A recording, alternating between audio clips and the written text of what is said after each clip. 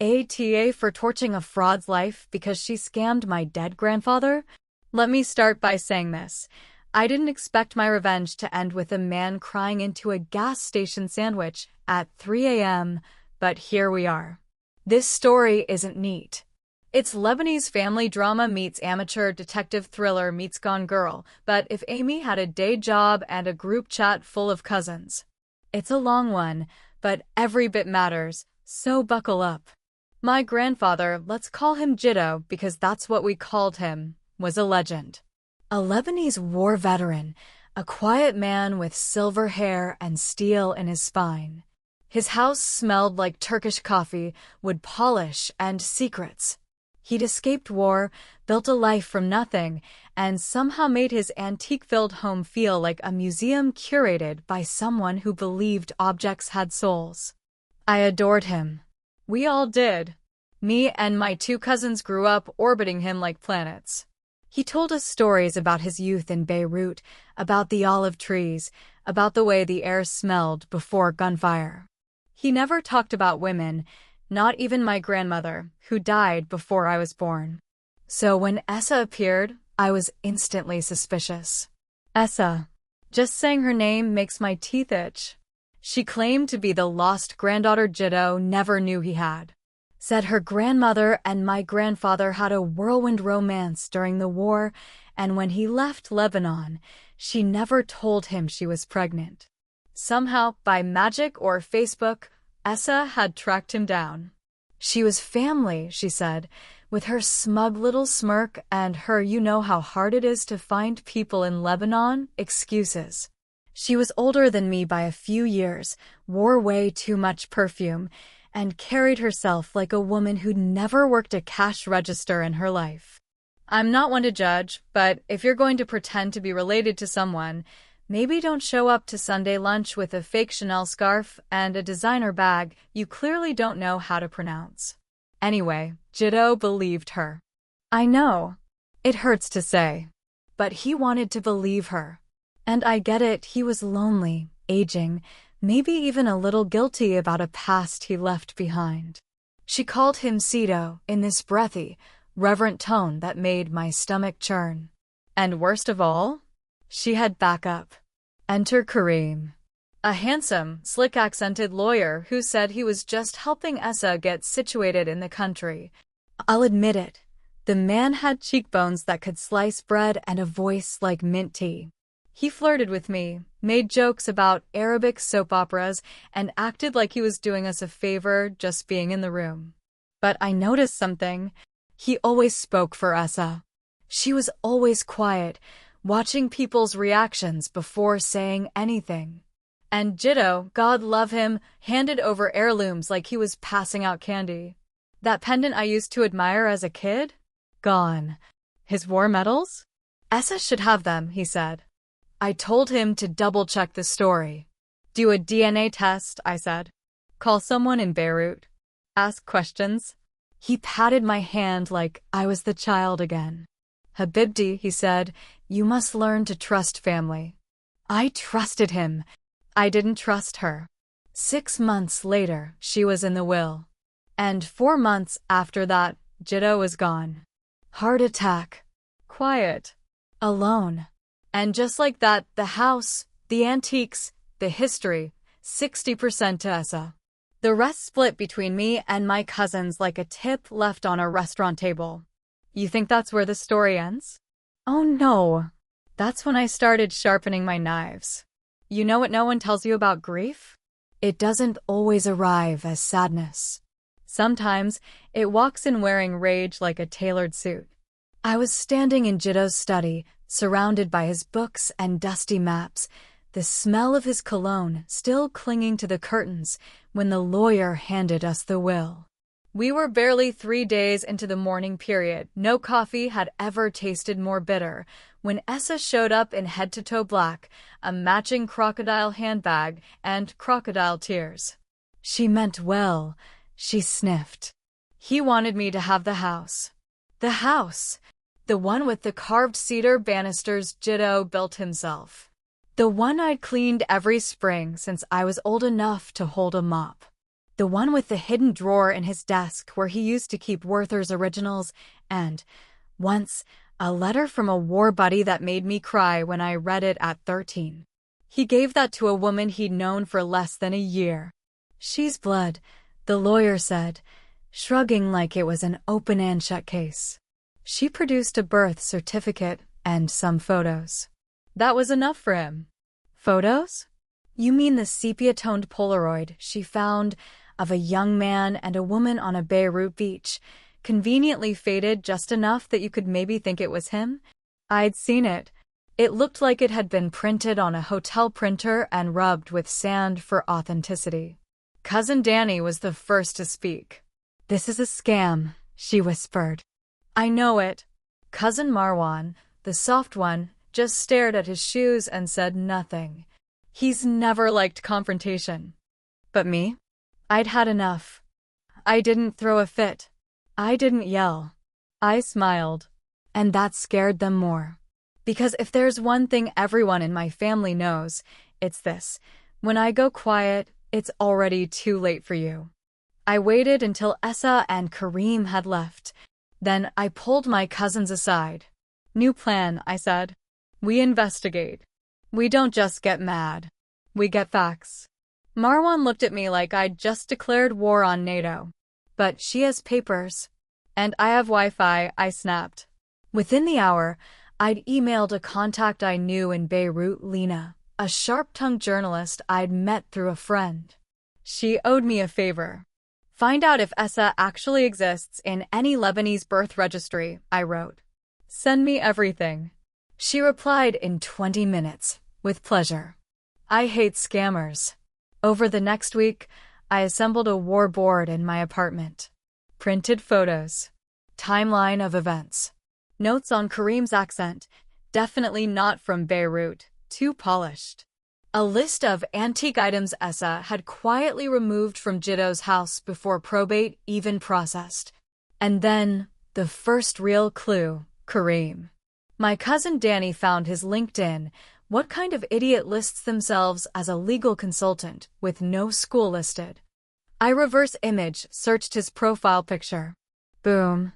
A photo from a fraud alert blog in Paris, dated 3 years ago. Same guy, different name. Accused of forging documents in a business visa scheme.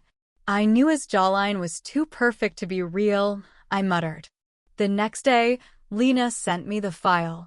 There was no Essa of that name born to that woman in 199X in Lebanon. The mother was real, but she lived in Tripoli, not Beirut, and she had one daughter, a teacher named Imani with 2 kids and a husband, all of whom had never left the country. Essa was a ghost. Which meant the will was a lie, the story was a lie, the bloodline was a lie. That house, those antiques, my grandfather's memory, it had all been conned. I looked at the corkboard on my wall, covered in red thread and fury. And I knew what had to happen. I wasn't going to get even. I was going to erase them. Some people think revenge is loud, screaming in a courtroom, throwing a drink in someone's face, dramatic, "You'll regret this," monologues. But me? I believe in soft revenge. Cold smiles. Silence when they're expecting a fight. Holding their hand while planning exactly where to stab. Metaphorically, of course. Mostly. So I called Kareem. You know, the too slick legal advisor who helped Essa navigate the estate process. The man whose real name I now knew was Kareem Chadi, a name flagged in 2 countries for visa fraud, document forgery, and one very weird pyramid scheme involving imported olive oil. Don't ask. Kareem, I said sweetly, I'm sorry for how cold I was after the funeral. It wasn't personal. Grief makes people strange. Oh, Nadine, he cooed, I always knew you were the smart one. Disgusting. I nearly gagged. But I smiled through the phone and asked him out for a drink. Just to talk. Maybe clear the air. We met at a rooftop bar downtown, one of those places where everyone's wearing linen and pretending to be French. He showed up in a blazer 2 sizes too tight and cologne so thick I'm shocked the birds didn't fall out of the sky. He kissed my cheek. I smiled. He ordered a $26 cocktail. I let him think he was winning. Essa was devastated after the funeral, he said, sipping something with basil and gin. She always felt your family didn't accept her. I nodded sympathetically. We were just surprised. You know how family can be with inheritance. He grinned. Yes. Family and money. A dangerous mix. I tilted my head, fake flirty. Speaking of money, how did you get into estate law? You're not listed in any bar association I checked. Pause. Just a flicker. The tiniest twitch of his brow. I studied in Europe, he said smoothly. Private programs. Not all of them are listed publicly. Of course, I said, like I was born yesterday. I got him drunk. Not sloppy, but loose enough to brag. Con men love to monologue when they think you're impressed. He told me about helping Essa find herself. How he guided her through legal bureaucracy. How hard it was to get the old man to trust her at first, but luckily he was very sentimental about Lebanon. Kareem winked at me like we were co-conspirators. I guess it helped we found that old photo of him on the beach, he laughed. Found. Right. I touched his wrist. Can I see it again? The picture? I didn't really get a good look at it last time. He showed me on his phone. I asked him to send it to me as a keepsake. He did. Idiot. We went back to his apartment. I pretended to like jazz. I complimented his bookshelves, filled with legal thrillers and absolutely no law books. I left at midnight, kissed his cheek again, and told him I'd love to see where things go. He looked smug. Thought he had me. Meanwhile, my USB drive in my bag now held a full copy of his laptop's documents, thanks to a little help from my tech-savvy friend who works IT for a cybersecurity firm. She's a legend. Fake sourdough and hacks email. What did I find? A forged will template dated months before Jiddo's death. A draft obituary that mentioned Essa as his only grandchild, written a month before he died. And most beautifully, bank transfers from Essa's account to Kareem's labeled consultation fees and image coaching. Image coaching. I could have screamed. Instead, I forwarded the files to myself, printed backup copies, and put the originals on a password-protected drive. Then I texted Danny. Get ready. We're going to burn them both to the ground. She replied with a skull emoji, a fire emoji, and a gif of Beyoncé walking away from an explosion. Appropriate. So, I had proof the will was forged. Evidence of financial fraud. A smug con man who thought his biggest problem was whether I'd ghost him after our date. What I didn't have yet was justice. Not real justice. Not the kind that scars. But I'm thorough. My rage is organized. I had a plan. And it started with the antiques. See, Essa had been bleeding Jiddo's collection dry before the man's ashes were even cool. She claimed she was sorting heirlooms when she was actually meeting with shady antique dealers across town, pawning off cedar chests, war medals, old French rifles, items that weren't just valuable, but personal. She sold the Ottoman-era chessboard Jiddo taught me to play on. She sold his Arabic calligraphy scrolls, his mother's necklace. She sold everything, and she did it quietly, like she thought we'd just forget. So I called the dealers, posing as a buyer. Hey, I'm looking for a cedar trunk early 1900s, Arabic engraving, sold by a woman named Essa. A few bites. One guy named Rafiq remembered her very clearly. She said it was a family heirloom, he told me. Paid for it in cash. But honestly, she seemed nervous. That trunk still had a nameplate inside with someone else's initials. Bingo. I told him the truth. I didn't ask him to return the item, but I did ask for a receipt copy and a brief statement about the transaction. He agreed. If this was a scam, he said, I don't want my name attached. That's one thing con artists forget. People like keeping their hands clean. Give them an out, and they'll jump on it. Next, I sent a polite little email to Kareem's latest employer, a boutique immigration firm in Toronto that definitely had no idea they hired a fraud. Included a few lovely screenshots of his past aliases, forged documents, and financial transactions from a client who also happened to be his alleged girlfriend's fake granddaughter. Within 2 hours, I got a reply. Thank you for your concern. Mr. Chadi is no longer employed at our firm as of this morning. Step 2. Done. Now, for the fireworks show. I compiled everything. Forgery, estate fraud, antique theft, identity fabrication, and handed it to my friend Layla, who works in local media and loves a scandal that smells like a Netflix docuseries.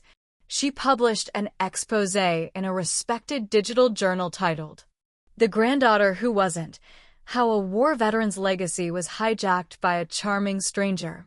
It blew up. By the end of the day, Essa had turned off her Instagram. Kareem's LinkedIn mysteriously vanished. The story made it to 3 major Lebanese WhatsApp groups, which is the digital equivalent of setting someone on fire and mailing the ashes to their grandmother. But I wasn't done.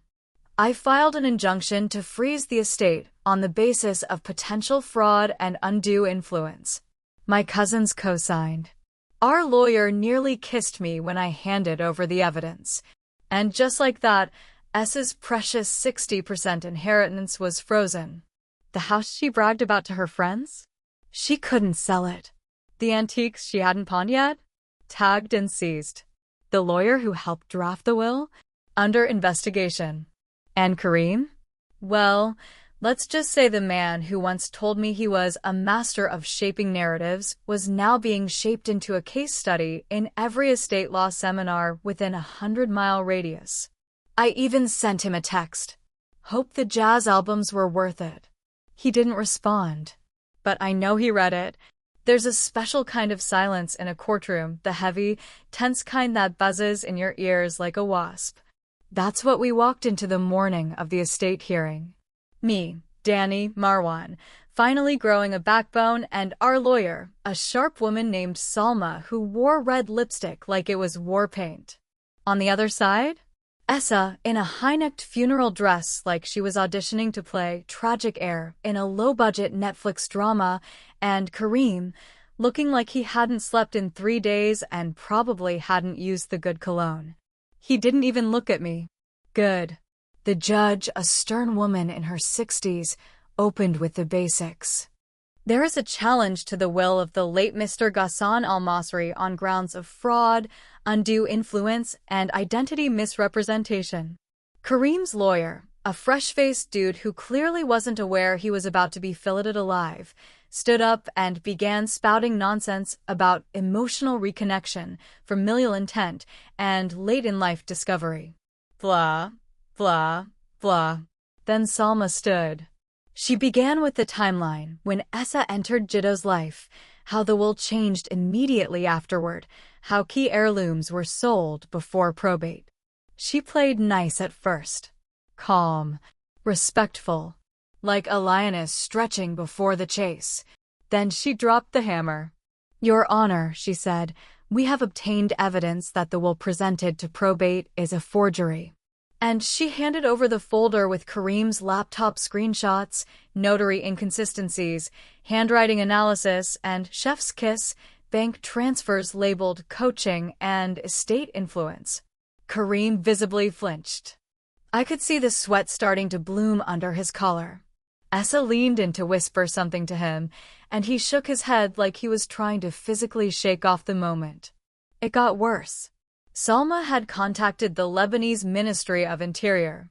They confirmed no birth certificate for Essa under the mother's name. The photo? Proven fake by a digital forensics specialist. The grandmother Essa claimed to descend from? Still alive. Still confused. Still not related to my family in any bloodline. And finally, because I'm nothing if not meticulous, we handed over a DNA test. No, I hadn't gotten Jiddo's DNA. But I had mine, and Danny's, and Marwan's, and S's, thanks to the wine glass she left at my house after her fake family lunch 3 months ago. Turns out, S's DNA matched none of us. Not a cousin. Not a half-sibling. Not a flea on our family tree. Just a really good liar. The silence in that room was glorious. And then Kareem snapped. He stood up, ranting about invasion of privacy, that I was obsessed with him, that this was a targeted smear campaign. The judge held up a hand like she was swatting a fly. "Mr. Chaudhry," she said, voice like cut granite, "sit down before you make this worse." He did. Slowly, like his legs forgot how to function. The judge called for a recess, and during the break, Danny whispered, "I swear to God, if this becomes a movie, I want Florence Pugh to play you." I didn't say no. When we returned, the ruling came quickly. The will was void. Fraud. The estate would revert to the most recent uncontested version, splitting the inheritance equally between me and my cousins. The court would investigate the notary, and criminal charges might follow for Kareem and Essa. But my favorite part? The judge turned to Essa and said, "On record, you are not the granddaughter of Mr. Al-Masri. You are not entitled to anything from this estate. You may not enter the property again. You are dismissed." Dismissed. Not excused. Not thank you. Dismissed. Kareem looked like he'd aged 20 years in an hour. His hands shook as he packed his papers. Essa tried to walk out with her chin up, but the bailiff followed her to the door to ensure she didn't accidentally pocket a courtroom pen. And me? I walked out slow, like I had all the time in the world. Because revenge, when done right, doesn't end with shouting. It ends with 2 con artists watching everything they stole slip through their fingers, knowing exactly who took it back. So, we left the courtroom. Technically, the war was over. Legally speaking, we'd won. But there's winning, and then there's obliteration, and I wasn't done. Because con artists like Essa and Kareem, they don't just vanish. They pivot. They cry on Instagram Live. They write long, vague posts about betrayal and toxic families. They find new old men to manipulate. And I wasn't about to let that happen. Not in my city. Let me tell you about Lebanese aunties. They are undefeated. You give one of them a half-truth and a Wi-Fi connection, and by morning the entire diaspora knows what you said, what you wore, and what kind of person you are in your soul. So I called Aunt Huda. "She tried to steal Jiddo's inheritance," I said. There was a pause. A long, low inhale. And then, "Yahram. Okay, leave this with me." Within 24 hours, Essa's reputation was scorched. The women's WhatsApp groups lit up like a bonfire on Eid. One group even changed their title to Essa Watchdogs Fire. Anti-emojis were flying. Voice notes were circulating. "She wore black to the first will meeting. Isn't that suspicious?" She said she was from Betrayal, but her accent is pure Akrafi. My cousin's husband's friend dated her. He said she stole his watch. You think the legal system is powerful? Try Beirut gossip on turbo mode. But that wasn't all. Because karma didn't come to Kareem through jail bars or lawsuits. It came through LinkedIn. I made a little burner account, professional photo, fake HR title, the works. I started messaging every single person who'd ever endorsed Kareem for anything. "Hey, just so you know, your colleague is facing allegations of inheritance fraud and will forgery in a civil court case. Just thought you'd want a heads up." Attached, the news article with his name highlighted. Kareem got blacklisted from 3 firms in a week. One recruiter actually replied, "Oh wow. We just interviewed him yesterday." Dodged a bullet. "Oh yes. Yes, you did." Meanwhile, Essa tried a soft rebrand. Changed her last name on Facebook. Started a TikTok where she talked about healing from family trauma and gave advice about embracing your truth. So I reported every video that mentioned family, inheritance, or anything remotely like my grandfather. Eventually, TikTok banned her for violating community guidelines. Community guidelines being, don't be a lying snake. And then, this part was unplanned but satisfying. I got a message from a woman named Zena. Hi, I think I used to date Kareem. I saw your story on Twitter. Can we talk? Can we? Oh, absolutely. Turns out Kareem had also borrowed money from her, promised her a joint investment in some luxury Airbnb scheme, then ghosted her. She was too embarrassed to report it. Until now. She joined the fraud case, filed her own police report. Another fire lit. The last time I heard about Kareem, he was working night shifts at a gas station near the Quebec border, using a new last name and living in someone's garage. As for Essa? Well, she finally disappeared. Deleted socials. Moved out of the city. One of the aunties says she's in Ottawa now, trying to start fresh. Good luck, girl. Auntie WhatsApp reaches Ottawa too. And me? I went to Jiddo's grave with Danny and Marwan. We brought Turkish coffee and a chessboard. Sat in the grass. Told him everything. He always said the dead can hear the truth, Danny whispered. I think he heard us. Because for the first time since he passed, I didn't feel angry anymore. Just done.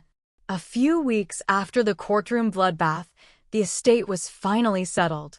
The will, the real one, named me, Danny, and Marwan as equal heirs. Not out of duty. Out of love. Out of the time we spent with Jiddo on the porch, sipping bitter coffee while he told us the same story about stealing olives from the neighbor's tree like it was a war tale. Out of the birthdays we celebrated in his kitchen, not some stranger's LinkedIn page. We got it all. The house, the land, the antiques that hadn't been pawned. But we also got what she never saw. There was a room in Jiddo's house. Small, barely more than a closet, tucked behind the kitchen. Growing up, we were told not to go in there. It's just storage, he said. Old things. Of course, after Essa left, we checked it first. Inside, dust. Boxes. Stacks of yellowing notebooks. And one cedar chest, padlocked. The key was taped to the bottom of his favorite teacup. Because of course it was. Inside the chest, letters. Photos. War medals. Maps of Lebanon. Receipts for every donation he ever made to orphanages and refugee aid. And at the very bottom, wrapped in a silk scarf I remembered from childhood. A letter. Addressed to me. Nadine. Not to my grandchildren. Not to the family. To me. I had to sit down. My hands were shaking. It wasn't long. My grandfather wasn't a man of wasted words. But it was in Arabic, written in that careful script that looked like it had been carved into the paper. Habibti. If you are reading this, it means you are still the one who watches. The one who doubts.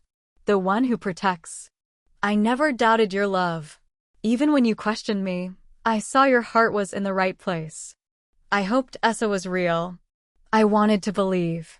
But if she was not, I knew you would find the truth. This house is yours because you will never let it be turned into a lie. Forgive an old man for being foolish. My as-salama.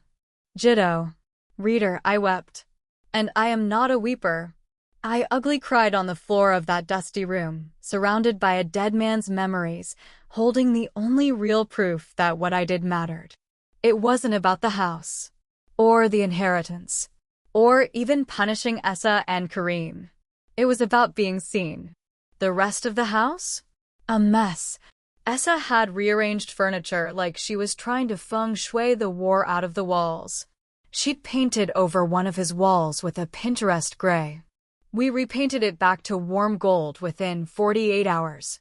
But the attic? She never got to the attic. And that's where we found his journals. His sketches. An entire file of newspaper clippings from Lebanon, taped together with dates, notes, and quiet grief. Things even I hadn't known. There was depth to him that Essa never even had a prayer of touching. Because being blood? That's biology. But being family? That's effort. Memory. Loyalty. Coffee and stories and showing up even when it's hard. And Essa? She showed up with forged papers and a knockoff bag. She'll never know what this house truly holds. What it means. What it took to preserve. But I do. And I intend to keep it that way. After the estate was officially ours, I did something no one expected. I didn't sell the house. I could have. Real estate in that neighborhood was exploding. Developers were circling like vultures in SUVs.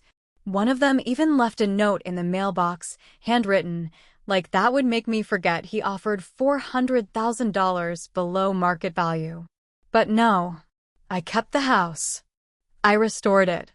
I hired local artisans, old-school Lebanese masons and woodworkers to bring back every detail Essa had erased. The kitchen tiles she'd tried to modernize with soulless ceramic, replaced with traditional painted mosaics. The wall she'd painted gray, back to its original saffron yellow. I even tracked down a replica of the Ottoman-era chessboard she sold. Every choice I made was for Jiddo. Every nail hammered, every piece of furniture restored. It was like giving him a second life. Marwan cried the first time he saw the finished result. Danny brought a plant that immediately died. I think this house rejects fakes now. We hosted a dinner there, me, Danny, Marwan, and a few close friends. We played Farah's on the speakers. We made lentils and rice the way Jiddo used to, and we laughed in a way that felt earned. That would have been enough. But fate wasn't done with me yet. About a month later, I got the email. From kareem.chadi@hotmail.com. Subject: a humble request for understanding. Oh yes, Hotmail. Because of course. It started polite. Dear Nadine, I hope this finds you well. It spiraled quickly. I never meant to cause harm. I truly believed Essa's story. We thought it was a chance for redemption, for legacy. Redemption? You helped a woman forge her identity to rob a dying man and his family. That's not legacy. That's Netflix true crime. But then, he added this. I miss our conversations.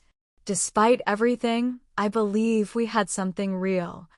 I nearly dropped my coffee. Something real? The only real thing was the USB stick I used to clone his hard drive. Then came the best part. Would you consider meeting me to talk? Just one coffee? Closure is important. Closure? Sir, I am doing yoga in a renovated ancestral home. I have closure, thank you very much. Still, I couldn't resist. I forwarded the email to Danny, who immediately replied with, meet him. Pour coffee in his lap. Walk away. Tempting. But instead, I took the high road. I responded. Just 2 words. Unsubscribe me. Blocked him. Reported the email as spam.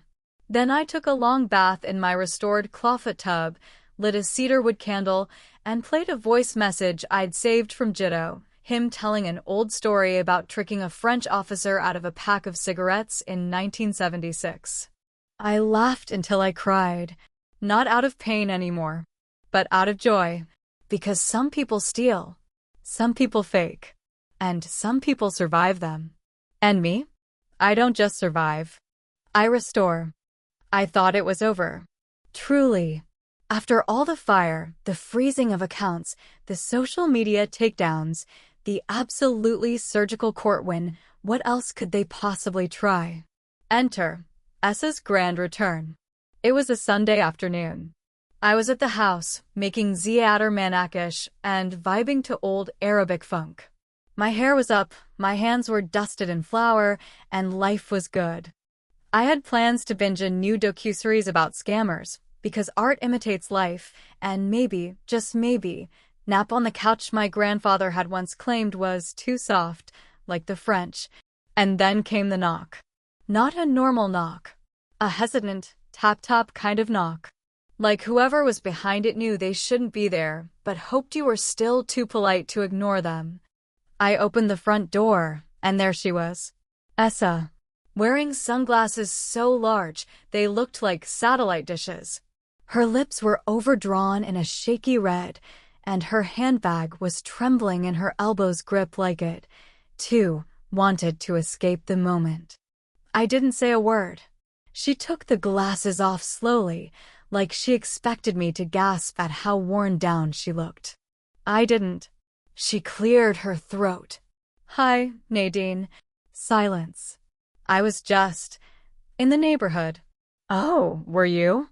In the exact spot where you once tried to steal a dead man's legacy? How convenient. I just thought maybe we could talk. Still silent. I know things ended badly. Badly? I finally said, smiling like a knife. Sweetheart, the Titanic ended badly. You ended pathetically. That shut her up. She fiddled with her fake Chanel strap.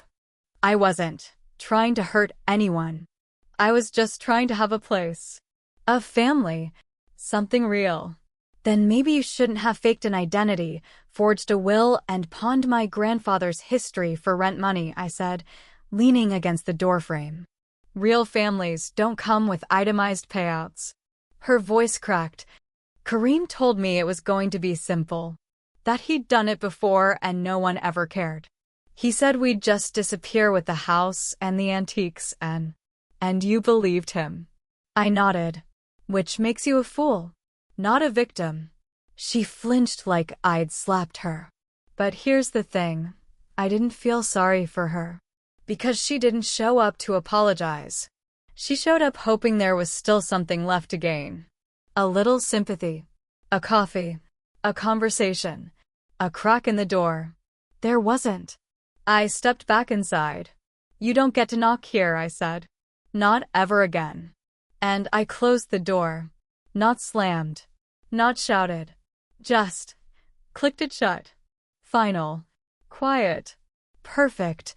I stood there on the other side, watching through the glass as she stared at the wood like she couldn't believe it didn't open again. But that's the thing about doors. Once you know what someone tried to steal behind them, you never forget the lock. It's been a year.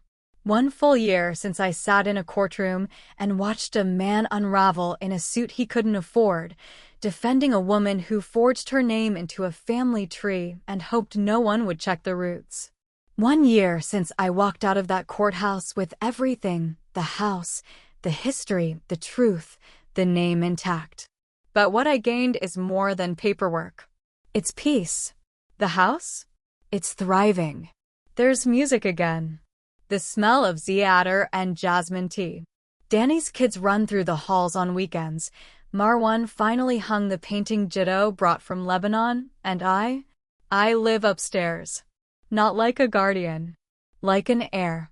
Like someone who belongs.